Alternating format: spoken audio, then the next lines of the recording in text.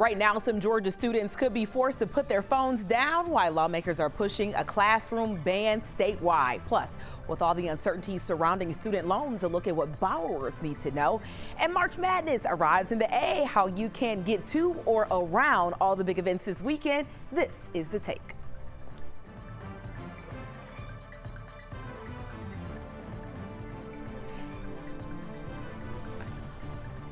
Hello and welcome to The Take. I'm Aisha Howard in for Chesley McNeil today, and this is The Take, where we will go beyond the headlines and look at why and how stories are impacting you and your community. Well, parents and kids might have some opinions about our top story today, and a lot of them. This week, the Georgia Senate passed a bill that would ban cell phone use in elementary and middle school classrooms. The governor still has to sign it, but if this bill is signed into law, Georgia would be one of a growing number of states to pass a school cell phone ban. Joining me now to talk about this is Margaret Ciccarelli.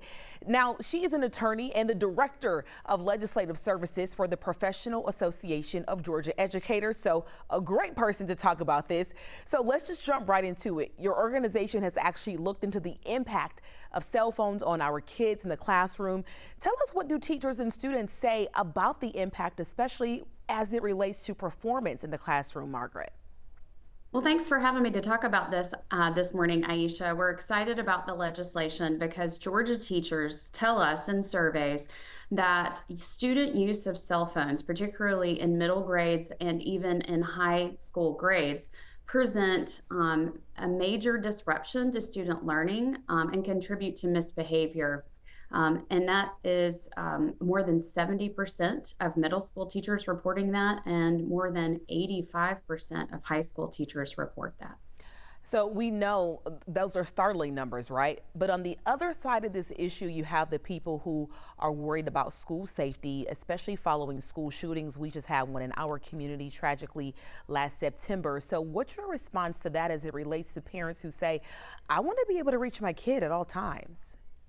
Such a tough balance, right? I'm a mom too, and I have two tweens and a teen in my house. And I think those cell phones present us the opportunity to connect with our kids, but in an emergency during a school shooting or lockdown, we want the kids to put those cell phones away and follow the directions of the educators there to assist them, and law enforcement and other first responders. Not only that, but we have some great school safety bills moving through the General Assembly that would require every Georgia school to have a panic alert system that will automatically connect to EMS and other first responders and provide real-time school mapping for those first responders to find and protect our students in schools if, God forbid, another emergency occurs. So those cell phones are one way, but probably not the most effective way for students and parents to connect in an emergency. And that's great perspective. As you were talking, I was thinking about the amount of videos that I saw on social media from the students inside Appalachia. So many of them sort of recorded these tragic moments from beginning to end. So very good point you bring up there. Now, as we're talking about this subject for Georgia, this bill in particular, it only bans the cell phones in elementary and middle schools. But here's the catch, though. It doesn't actually tell the district how to do that. You know, we've seen the yonder pouches and different things of that nature, how to put it away. Is there a method that you can see catching on as far as what do you do with the phones? That's going to be different, Aisha, for every community based on their needs and preferences. So the law only says that starting in the 2026-2027 school year, K through 8 schools must adopt these bell-to-bell cell phone bans. But how they do it, through a yonder pouch or through putting it in a locker, or as my district is doing, maybe putting them in a big pouch with all the phones when they enter the classroom, that is going to be up to the school district. Several districts in Georgia are already kind of piloting this idea. Marietta, several schools in DeKalb, and some in Fulton. So they will no doubt provide us feedback about how each of their strategies are working so that we can all be part of the cultural change to ensure this happens so our students are less distracted in the classroom. Okay, so let's talk about this stat that kind of stopped me in my tracks. When your organization Page surveyed Georgia's teachers, 85% of high school teachers said phones were a major problem. So are high schools next on the list here? We're hoping so, Aisha. My high schooler right now was thrilled that she won't be subject to this law. And in fact, when this bill moved through the General Assembly, my organization, several legislators on both sides of the aisle, and other advocacy groups actually suggested that we expand this ban to high schools. We were not successful, probably because this bill represents a cultural change that needs to happen over time, and we're hoping that the shift will begin in K-8, and then next legislative session, or the one that follows, we'll be back to talk about extending this all the way from K to 12. That will definitely be a tougher sell, and I think with the mom with the high schooler, I think you know that. So we will revisit this subject again. I'm sure it's going to be a dinner table conversation for sure. Margaret Ciccarelli, thank you so much for being here with us today. Thanks so much, Aisha. All right, so a lot going on under the Gold Dome right now with the end of the legislative session. Just a little more than a week away, sine die next Friday. Lawmakers are moving forward with some school safety measures, but last night we learned that they are giving up on creating the database that would have collected information on students who might commit violence. So this idea was really thrown out there after the deadly shooting at Appalachia High School in September. One of the concerns following that shooting was that the school officials didn't know the alleged shooter, Colt Gray, was actually interviewed by a Jackson County Sheriff's deputy about reports of a school threat back in May of 2023.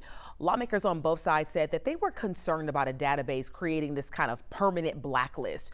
The new version of the bill still requires law enforcement to report threats to school officials, but that report would not be part of the students' educational records. It is one of the worst things to see when you walk out to your car and you got a boot. That just changes your whole mood. Georgia lawmakers are looking to put some new restrictions on booting. The state Senate passed a bill yesterday that would stop booters from waiting around, just lurking in the parking lot to watch you walk away from your car and then slap a boot on it for you. The senator who proposed the amendment, Democrat Josh McLaurin, says it would also prevent what he calls kickbacks to parking lot owners. So right now, booting companies are paying up to half their boot, half their fee to property owners as kickbacks, and that has caused a lot of predatory activity. See, I didn't even know that was happening. That's kind of shady. Even though the bill sailed through the Senate, it will have to pass the House by the end of next week to actually make it to the governor's desk. We are going to keep an eye on all of these bills over the next week or so. You're watching The Take on 11Alive Plus. Stick with us. We'll be right back. The Department of Health and Human Services is the latest federal agency slated for some major cuts. That includes the Atlanta-based Centers for Disease Control. Meanwhile, the Signal group text is still top of mind. Calls for an investigation are coming from both Democrats and Republicans.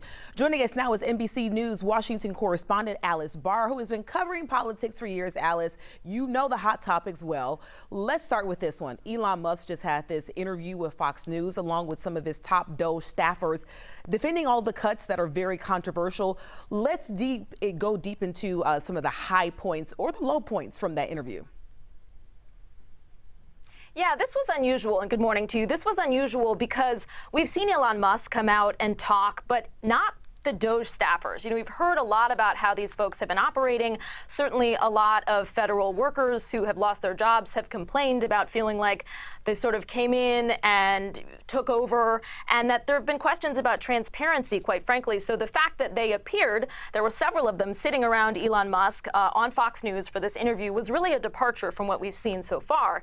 And certainly Musk was defending, you know, the way that they've been going through this effort to dramatically downsize the federal government. He pushed back against criticism that they've been moving too fast. There have been those incidents when they've been forced to rehire fired federal workers, including at the FDA, where now this morning we know there's going to be another round of layoffs there. And he said that, in fact, they are trying to do this with a very delicate, specific approach. He said that we want to measure twice, if not thrice, as he put it, and cut once. Again, there have been times when they have had to cut uncut cut again, that he said, though, when we do make mistakes, we correct them quickly and we move on. But it was interesting to hear from some of the staffers as well, one of whom talked about believing that the federal government could operate kind of like an Apple bar, that you could sort of get the kind of customer service using technology that you've come to expect from, private companies, and that they're really thinking about the federal government sort of customer service relationship operating in a very different way, was how they expressed it this morning. Yeah, that Apple Store experience, that was very unique to sort of think about the federal government in that way. And so let's talk about the Signal group chat. So the White House has finally acknowledged the mistakes here in using that. What's being said behind closed doors about this? Right. So we heard from White House Press Secretary Caroline Leavitt yesterday saying that they had never denied that there had been mistakes made. That's a little bit questionable, probably a question of semantics about how far they've gone to admit that this was a big mistake to have had this reporter have been invited alongside top Trump officials who were discussing sensitive military plans for imminent U.S. airstrikes in Yemen. So they did say, yes, that was a mistake, and that, there's efforts underway to make sure that something like that never happens again. Caroline Leavitt also pointed specifically to National Security Advisor Mike Waltz, saying that he had taken responsibility, having been the one who created that group chat on Signal where these discussions took place, and somehow invited the top editor from The Atlantic into that chat. And that, again, is what they're working on, trying to figure out how that happened. But, what you're seeing up front is a little bit of sort of minor finger pointing at Mike Waltz, but President Trump has repeatedly said that, he thinks he should keep his job, that he's a good man who made a mistake and is learning from it. Behind the scenes, though, NBC News has learned that President Trump is privately angry with Waltz, and that comes according to two Republican sources with inside knowledge of those discussions. He's frustrated about the fact that this has continued to kind of eat up space in, discussions throughout this entire week. And there is this new development as well that a federal judge has now ordered the officials that were in that group chat, again, very high-ranking Trump administration officials, to preserve the messages that they were exchanging because there's an ongoing lawsuit. All right, Alice, this subject is not dying down anytime soon. Thank you for joining us today. Well, there is a lot of uncertainty surrounding student loans as President Trump moves to dismantle the Department of Education. Last week, he announced that the Small Business Administration would take over the country's $1.6 trillion loan portfolio. And millions of people are wondering what that move means for them. Joining me now is loan expert Jack Wallace. So before we get to the Small Business Administration, we do have some big news that came down yesterday. The Department of Education is reopening applications for income-driven repayment plans. A lot of people are really interested in this. So what does this mean for the average borrower? Well, it's good morning to you and to your viewers. It's a great day for the 1.7 million borrowers that live in the great state of Georgia that have federal student loans. As you mentioned, the department reopened the application process online at studentaid.gov in order to be able to do two things. One is get into an income-driven repayment plan that best suits your financial need, or if you haven't consolidated your federal loans yet, you again have the opportunity to apply for a consolidation online. And so moving on now to the president's announcement that the Small Business Association will handle these student loans. Any concerns about this switch? No, because one, the SBA has been around for quite some time making loans, guaranteed federal loans to business owners and to corporations, so they know what a guaranteed federal loan program looks like.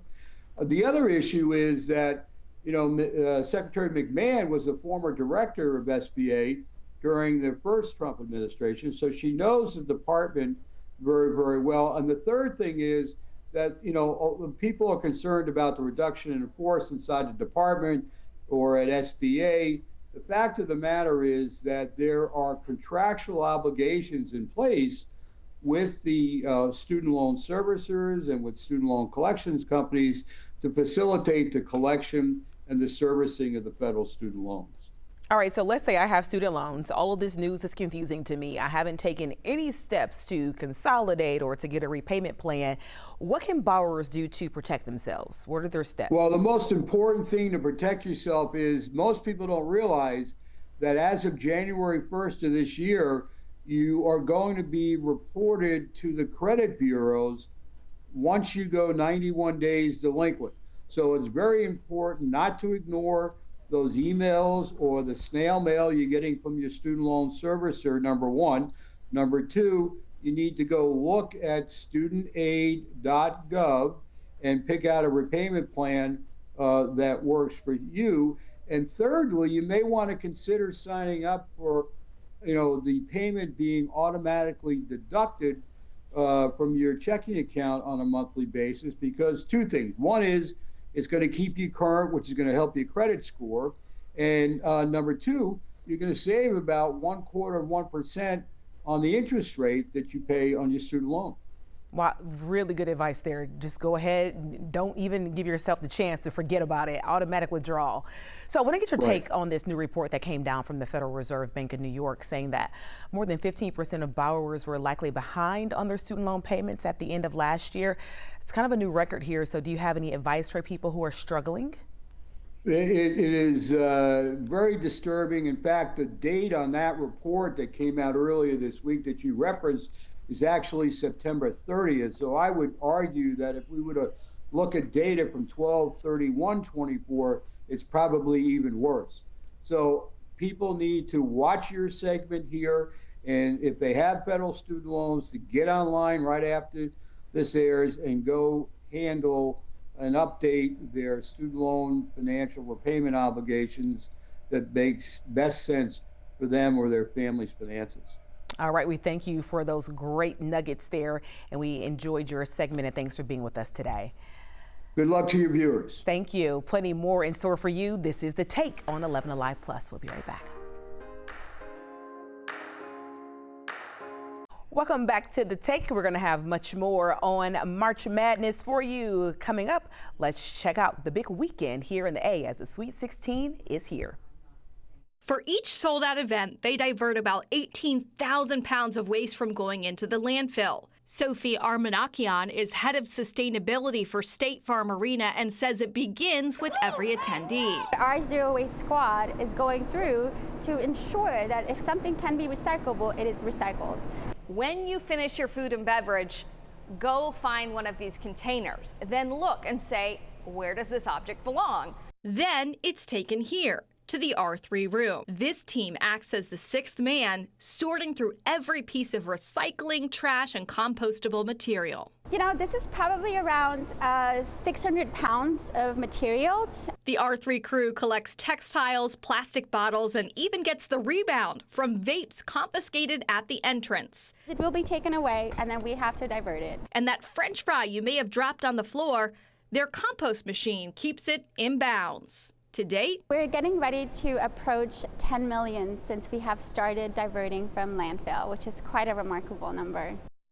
So State Farm Arena is intentional with every bit of this movement they do. The cardboard can be recycled up to 5 to 7 times.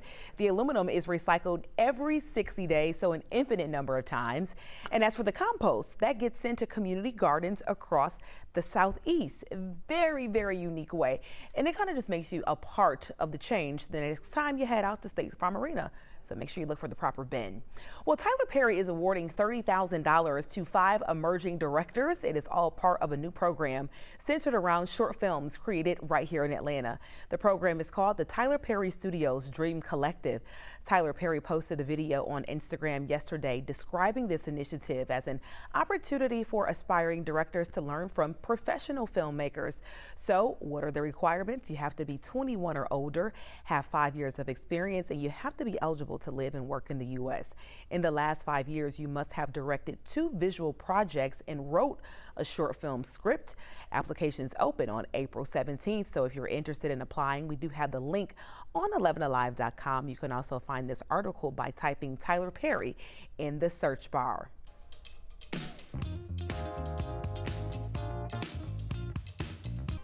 Before we go, my final take on being a cheerful giver. A recent viral video showed well-known pastor and gospel music artist Marvin Sapp telling the church ushers to lock the doors as he asked the congregation for a $40,000 offering. Look, tithes and offering has long been part of the order of the church. No matter your biblical principles, whatever you choose to follow and apply is personal, and your hard-earned money is yours, and how you choose to spend or donate it, that's up to you.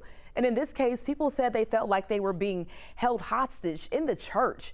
Pastor Sapp responded saying that this has been misinterpreted and that was never his intent to make people feel that way. But when it boils down to it, if you were asking for something, you want it to come from a cheerful, genuine giver, not someone who feels bullied to give, like, here, take it, especially in a place of worship that should always feel safe. Thanks for joining us.